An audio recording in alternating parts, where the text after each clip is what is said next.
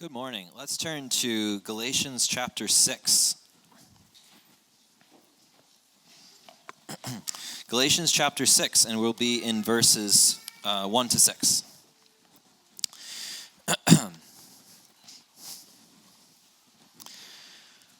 Brothers and sisters, if anyone is caught in any transgression, you who are spiritual or of the Spirit should restore them in a spirit of gentleness. Keep watch on yourself, lest you too be tempted. Bear one another's burdens, and so fulfill the law of Christ. For if anyone thinks that he's something when he's nothing, he deceives himself. But let each one test his own work, and then his reason to boast will be in himself alone and not in his neighbor. For each will have to bear his own load. One who is taught the word must share all good things with the one who teaches. Right in the middle of this passage, there's a broad exhortation. Bear one another's burdens, and by doing so, fulfill the law of Christ. Then on either side of the exhortation are two specific scenarios. The scenario of restoring someone who's caught in a trap of sin. That comes right the first verse. And then at the end of the passage we read in verse 6, the example of sharing financially and in other ways with those who preach and teach the word. So what we're going to look at first is this broad exhortation. Bear one another's burdens, and so by doing so fulfill the law of Christ. And I want to ask some questions about this exhortation. There's some ways that we're living this out really well as our church, and I think other ways in which maybe we need additionally to hear this word again and to hear more encouragement, exhortation to keep improving in this. So ask a few questions of this broad exhortation, and then look at these two specific examples. Someone caught in a transgression, and taking care of our pastors, if we want to put it that way, as just two of many scenarios that we face that kind of exemplify what it means to bear burdens, and see what principles we can learn from that. So, first, the big exhortation, then the two little examples. Bear one another's burdens, and by doing so, fulfill the law of Christ. So, first of all, what is he asking? What is Paul asking us to do? Well, bearing burdens, that sounds pretty broad, right? It's kind of underdefined. What could that entail? The two examples we're going to talk about give us a little direction. It's like, it could be really varied things. It could be things as varied as making sure your pastors have enough, money to cover their rent so that they don't overwork themselves, or helping someone who's fallen in sin. That's a pretty broad range, and everything in between, right? So Paul doesn't obviously give an exhaustive list, because there is no exhaustive list, right? This just can cover so many things. We can think of lots of examples. There are kind of spiritual needs, right? Like helping each other with sin. There's care type of needs, right? Needs for friendship. Some of us talk about feeling loneliness. That's a care need, that's a burden, right, that needs to be borne. Needs for wisdom, for prayer, needs that I have in my life for other people to be examples to me, right? Those are all sorts of care type of needs. But then there's other types of needs, sort of more logistical kinds of needs, right? There's financial needs. There's people who are just great at organizing hospital visits and paperwork and that sort of thing. And in real life, most of these different kinds of needs, these care needs, these logistical needs, they kind of bleed together, right? It's hard to separate them out. If you ever want to sort of get a fuller list of the types of needs that burdens that are to be borne in our church, you can just ask one of the deacons, and they will give you a list, right? And that takes us to the next. So what? Bear one another's burdens. What are these burdens? Well, they can be really broad, ranging from making sure pastors have enough money to helping someone you see caught in a sin and everything in between. Who is supposed to do this? Our next, so what? It's pretty broad. Who? Everyone. Who's supposed to be bearing these burdens? And this is an important thing to note. Notice here in the text in verse 2, bear each other's burdens and so fulfill the law of Christ. Notice it doesn't say, this isn't addressed to the leaders of the church, right? It doesn't say, pastors, bear your people's burdens, or people, let the deacons bear your burdens, and so by doing so, they will fulfill the law of Christ, right? It says, brothers and sisters, bear each other's burdens, and by doing so, fulfill the law of Christ. It's not the leaders it's not the pastors or deacons' job to be bearing all of our burdens, right?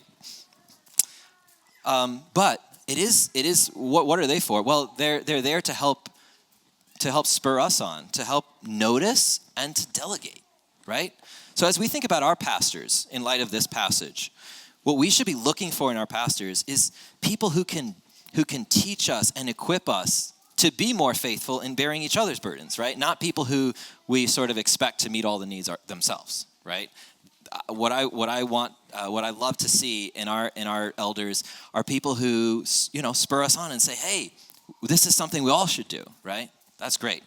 And I think with deacons, right? Deacons are tasked with this responsibility to manage some care needs and logistical needs for the church. But I know for myself, it's easy to fall into this trap of thinking, okay, good, that's their job. I give some money to the church, and they do that job for me, and I can do fun stuff, right? But that's not what this text says, right?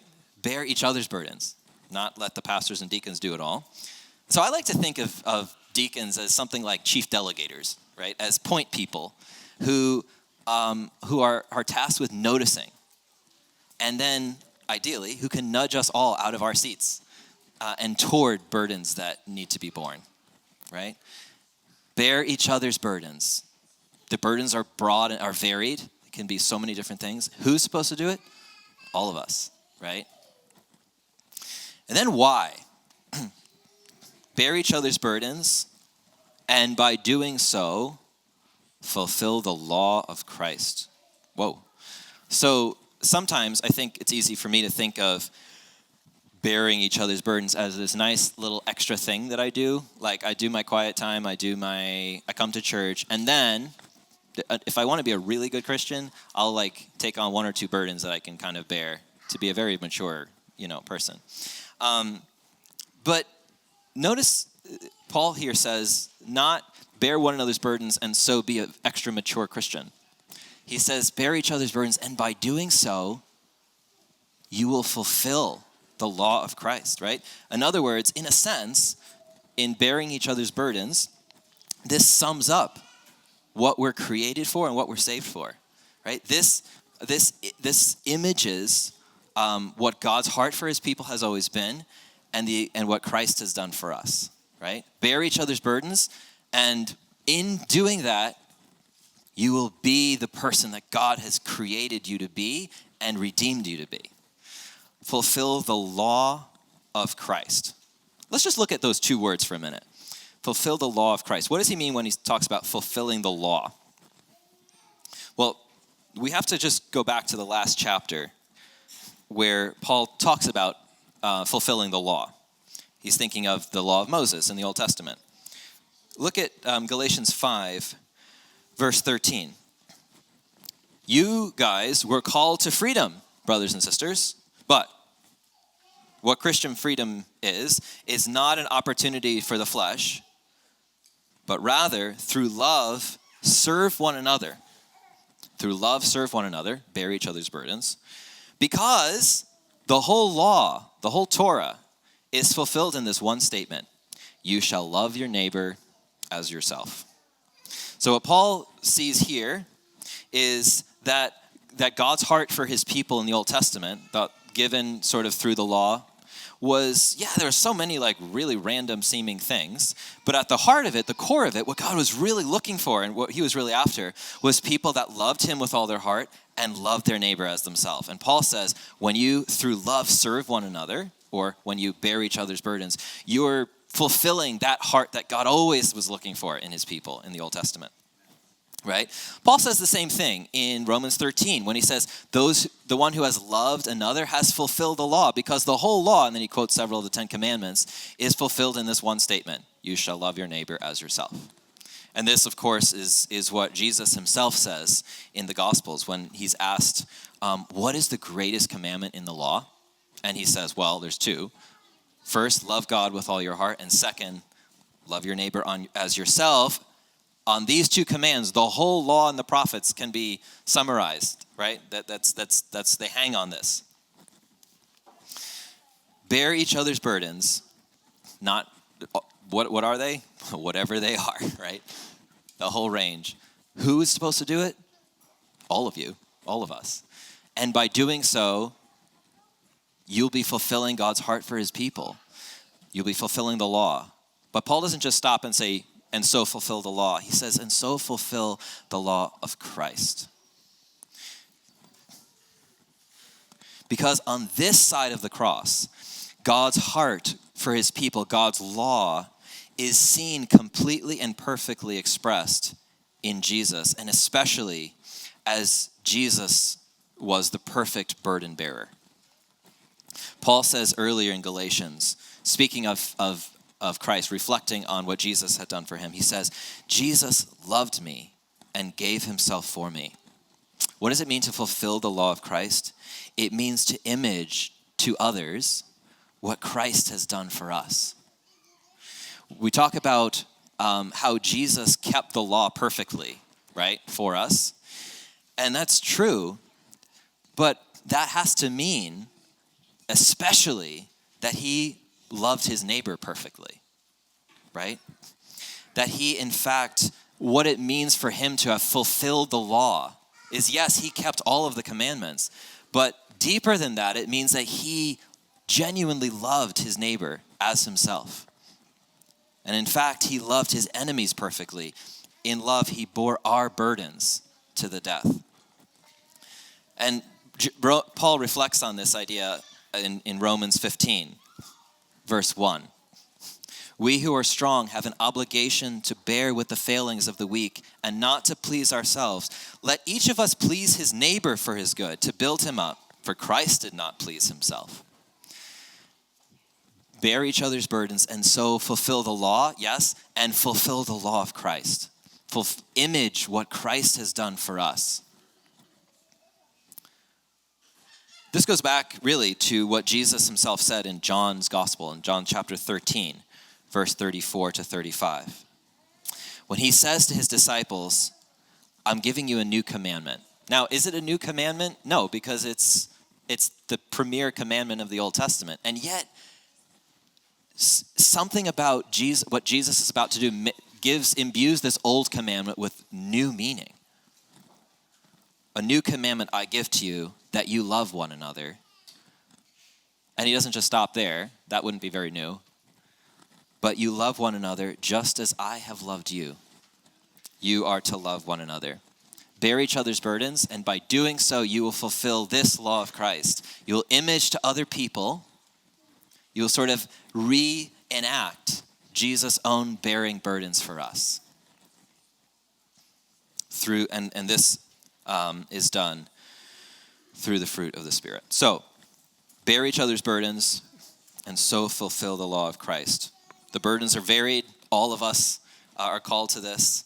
We do this to fulfill God's heart for his people, and especially to reenact what Jesus has done for us as the perfect burden bearer. And then how? How are we to do this?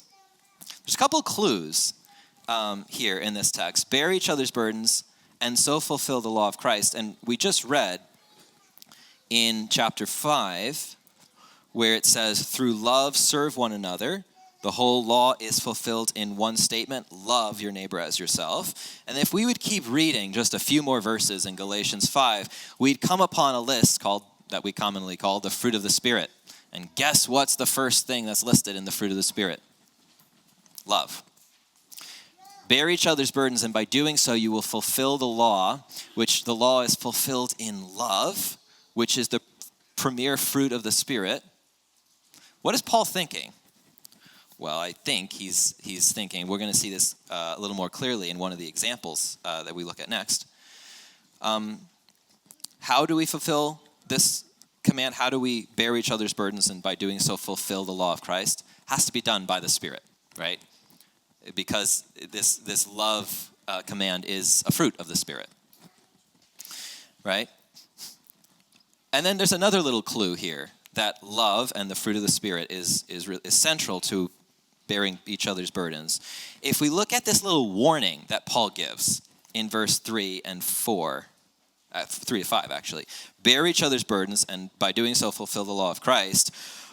For if anyone thinks he's something when he's nothing, he's deceiving. He's deceiving himself. Now, where else does Paul talk about? Where else does Paul say that somebody is nothing? Anything spring to mind? 1 Corinthians 13. If I have all kinds of prophetic powers and understand all mysteries and knowledge and have all faith, but I don't have love, I am nothing. If I give everything I have away, deliver my body to be burned, but don't have love, I gain nothing. Love is patient and kind. It does not envy or boast. It is not arrogant or rude.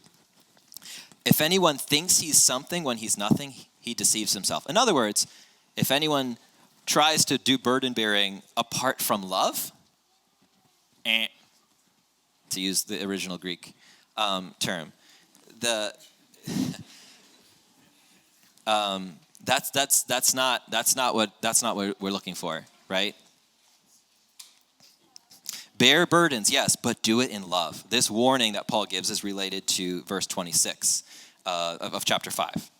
Let us not become conceited, provoking each other or envying each other.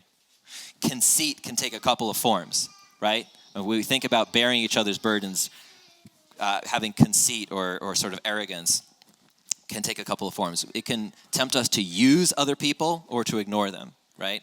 I can become conceited and be interested in bearing your burdens as a way of making myself feel superior to you, right? This is awesome. I'm the burden bearer around here. You're falling into traps and things that I would never struggle with. And so this makes me feel better about myself, right? And Paul says, that's not what I'm talking about. That doesn't fulfill the law of Christ, right? But there's also, we can become conceited, and that can lead us to ignore burdens that need to be borne, right? Dude, my life is okay right now. I just don't feel like getting into the mud with somebody else, right? It's just going to make my life miserable. So I'll just let them be with their problem, and I'll continue my life that's kind of at a decent equilibrium right now, right? And Paul reminds us, each one has to test his own work. Each one at the last judgment will have to bear his own load. In the end, we're going to stand before God by ourselves, and God isn't going to be comparing us to others at the final judgment and say, you're a lot better than that other guy, so yeah, good report. No. God isn't going to be counting the notches in our belt, right? Oh, wow, how many people's burdens did you bear? Wow, that's amazing. But he is going to be looking for the fruit of the Spirit in us, for love. And so how does Paul call us to bear burdens? Bear burdens and fulfill the law of Christ, but do it in love, in humility, and in genuine care for each other, not as a means of sort of putting spiritual notches in your belt or something. Bear each other's burdens and so fulfill the law of Christ. This is sort of this big picture exhortation that Paul gives. But thankfully, Paul doesn't just leave it there. He gives us two very specific and very different examples of what this could look like in real life. And I want to just kind of briefly look at these as a way of just getting more, kind of thinking more about what we can learn from these two examples about the burdens that we are called to bear, the varied and, very, very varied burdens. So, two examples. The first one is a spiritual sounding one, a care need maybe we can call it. Someone that is caught in a sin, restoring someone caught in a sin. And the second is kind kind of looking out for our leaders. So let's look at these two examples pretty quickly and just see how they can help flesh out this big exhortation that Paul gives. So chapter 6, verse 1. Let's read this verse again. Brothers and sisters, if anyone is caught in any transgression, you who are spiritual or of the Spirit should restore him in a spirit of gentleness. So first off, who in this particular example, so this guy that, is walking his Christian life and gets stuck in a trap of sin and needs to be restored. Who is supposed to do this? Who's supposed to do the restoring? Yeah, so it says you who are spiritual, right? And I think at first glance we might be tempted to think, whoa, right? That's like a certain subcategory of people in the church, right? The really spiritual people. Because that's how we sort of use that word sometimes. And so we say, okay, good, that's for the leaders or that's for the really spiritual people, as we say. But that's not what Paul means here, right? How do we know that? Well, here's a summary from Tom Schreiner. The spiritual in here that Paul's talking about isn't a special elite group of Christians. Paul isn't restricting himself to just one part of the congregation. All of the Galatians received the Spirit when they heard the message of the gospel, chapter 3, verses 2 and verse 5. They all enjoy Abraham's blessing because they've received the promise of the Spirit, chapter 3, verse 14. God has given them his Spirit because they are his sons, chapter 4, verse 6. They live by the Spirit, chapter 5, verse 25.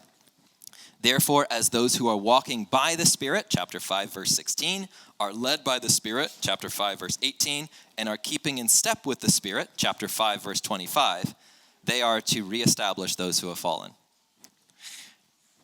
You who are of the Spirit, in other words, you Christians that I've been talking to about that how you have the Spirit and walk in the Spirit for this whole letter, you, by the Spirit, are called to restore those who have been caught. Again, this is not the leaders. It's not a certain elite group. All of us are given the Spirit, and part of why we're given the Spirit is so that we can restore a brother or sister who has fallen by the fruit of the Spirit. So, who, just like bear each other's burdens, was given to the whole congregation. If anyone is caught in a transgressions, you who have the Spirit and are walking by the Spirit should restore that person. How? In a spirit of gentleness. Where have we just seen this word gentleness? Maybe we didn't see it just now because we didn't read it, but just a few verses earlier. The fruit of the Spirit, right? One of the fruits of the Spirit is gentleness, the same word. That's why it needs to be you who have the Spirit, right? Because you have to restore this person by means of the fruit of the Spirit with gentleness that comes from the Spirit. Bear each other's burdens and so fulfill the law of Christ. Do this, walk in love, right? Walk in the Spirit, walk by the fruit of the Spirit of gentleness. Paul, actually Jesus himself, speaks of himself as someone characterized by gentleness. In Matthew 11, verse 29, take my yoke upon you and learn from me because I am gentle and lowly in heart. Paul in 2 Corinthians 10 writes, I entreat you by the meekness and gentleness of Christ. So, this is an interesting scenario. Our sin takes many different forms, and it needs to be handled in different ways. There are sometimes blatant, unrepentant, ongoing sin that needs to be dealt with a lot more strongly and maybe harshly than this. But this scenario pictures something that's really common. Us falling into a trap of sin. It's something we're remorseful about. It's not something we really wanted, but we need to help to get untangled and to get back on the path, right? And Paul says, you who have the Spirit, by the fruit of the Spirit, gentleness, imaging Christ, help that person out of the trap. Now you say, well, that's nice. That's very nice, vague and general. But what are some specifics? Well, in good fashion, we will say it depends, right? It's very helpful. It depends. But first, I can't really answer that question too much. But I'll say this. First, we have to notice. I'm going to let you in on a personal secret, okay? Most of my sin occurs between Monday and Saturday of every week. So which is interesting. I mean, it's not very interesting, actually. But the issue, you see the problem here, is that if you only see me or contact me on Sunday morning, you're not really going to be very helpful with this, are you? Right? If sort of by definition, 6.5 sevenths of my sinning is at a time when I'm not in contact with any of you, it's going to be pretty hard for you to see that I've been caught in a trap and gently restore me, right? I might not even realize that I've been caught. And this is why in Hebrews chapter 3, the author says to exhort each other daily in order to avoid sin's deceitfulness. It's the same with other needs, right? 1 John chapter 3 says, if anyone sees a brother or a sister in need, and then he goes on about how we should and shouldn't handle that. But the first step is we have to see it, right? And so what are the specifics? What does it mean to be able to restore someone or to be able to bear burdens? Well, there's a lot of details. There's a lot of specifics. But maybe one question for us to ask is, how can we bear the burdens of people that we see for just like 2 hours a week? It's kind of hard. And I think some of us do really well, with keeping connected and stuff like that. That's wonderful. And I want to see that sort of spread to all of us. Remember why this is a priority. Because this is part of how we fulfill the law of Christ. This is part of how we image what Jesus has done for us. There's a warning that Paul gives here that reminds us of the other warnings we already talked about. If anyone is caught in transgression, you who are spiritual should restore that person, but keep watch on yourself, lest you too are tempted. It's a reminder that just like all the burdens that we are called to bear, when we restore someone, or try to restore someone who's been caught in a net of sin, we are called to do so in love and humility, right? I'm doing this today, but tomorrow it might be them pulling me out of a trap. And the result, for this little example of pulling someone out of the net, the trap that they've got stuck in, fulfilling the law of Christ, right? Giving of ourselves to restore brothers and sisters who've fallen into sin is a beautiful portrayal of the gospel, right? It's like a mini enactment of Jesus giving himself to redeem us from sin at tremendous cost to himself. Love as I have loved you. Bear one another's burdens, and by doing so, fulfill the law of Christ. So that's one example at maybe one end of the spectrum, very spiritual kind of need. Then there's one more example that we'll look at very quickly on sort of a very different end of the spectrum, more financial or more like time-oriented or logistical-oriented maybe. But it is equally an example of what it means to bear each other's burdens and fulfill the law of Christ. And this second example is in verse 6. It seems like a weird throw-in verse here, but I think it's another aspect for Paul of what bearing each other's burdens looks like. One who is taught the word must share all good things with the one who teaches. Okay? So we can call this the give ice cream to your pastor's rule.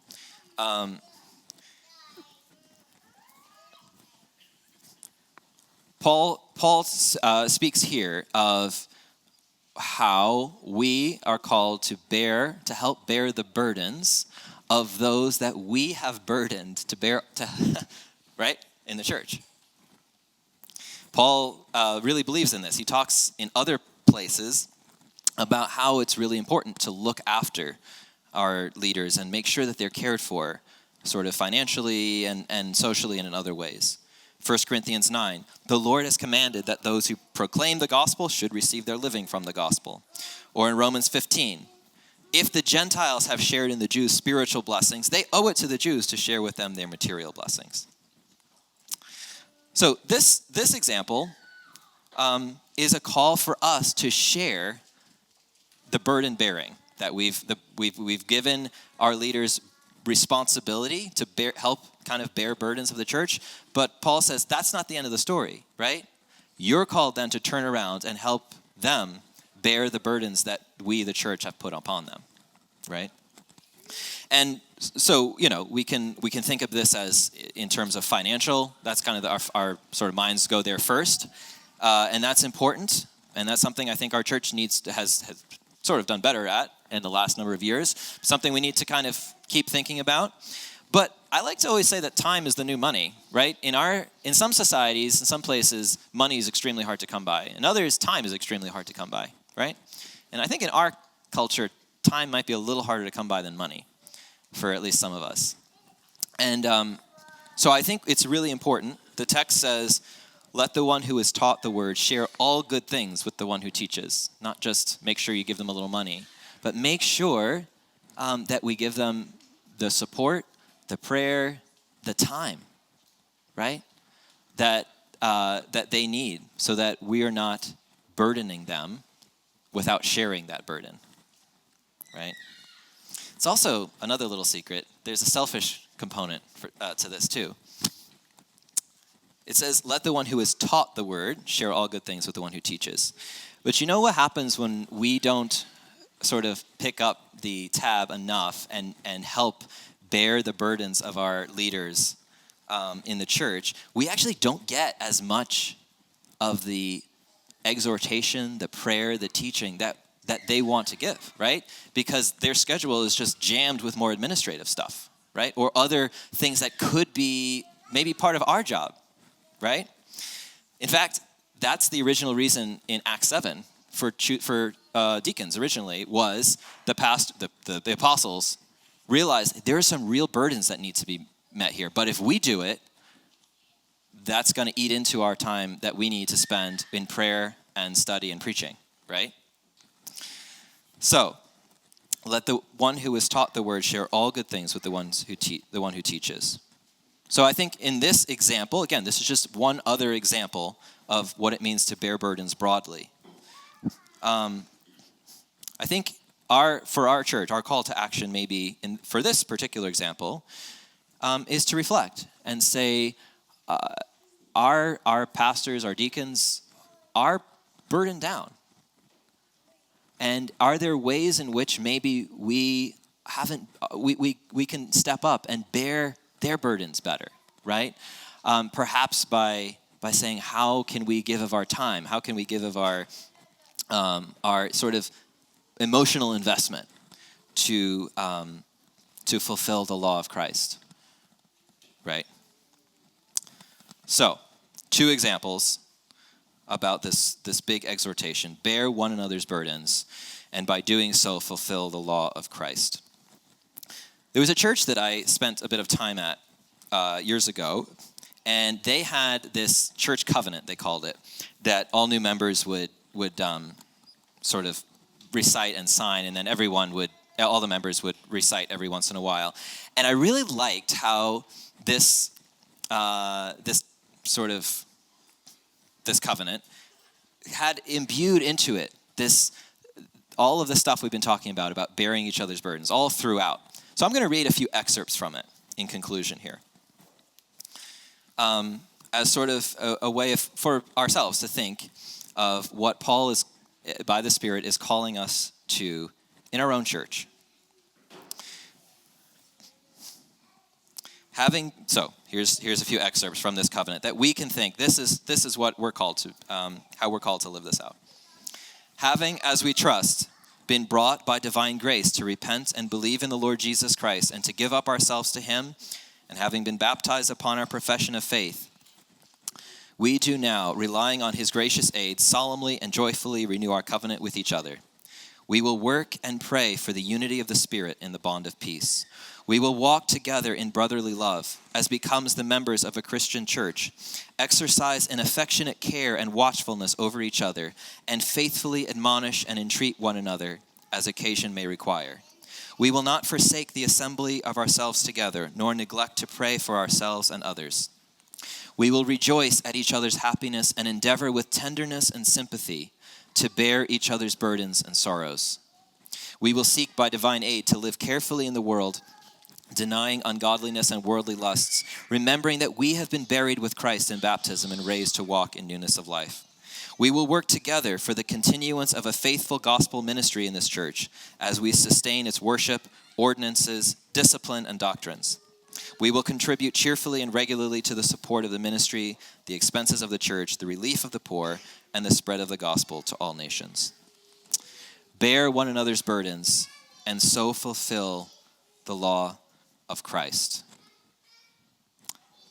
All of this is because of the Christ who is the perfect burden bearer, the one who, as Peter says, bore our sin in his body on the tree, who bore the ultimate burden to free us from sin and death.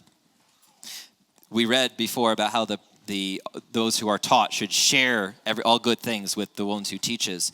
But Jesus, as the perfect teacher, actually turned that around and shared all good things with us. Jesus is the perfect burden bearer, the perfect teacher. And by the Spirit, we're called to live out of what Jesus has done for us, to fulfill the law of Christ, to live out what has always been God's heart for his people, shown in the Old Testament, but the law of Christ, to remind each other of God's love for us, the one who took the form of a slave, who loved me and gave himself for me. Bear one another's burdens. Love one another as I have loved you. Let's pray. Father, we thank you for this exhortation that Paul gave to a group of churches so many years ago, but which still is fresh and important for us to listen to today. And most important, we thank you for the fact that we're not just given exhortations, but we are the people whose burdens have been borne and are being borne by Jesus himself. We thank you that we don't just follow an example of a good teacher and a good exemplar, but that we are people who say, he loved me and gave himself for me. And help us to love one another as Jesus has loved us. Amen.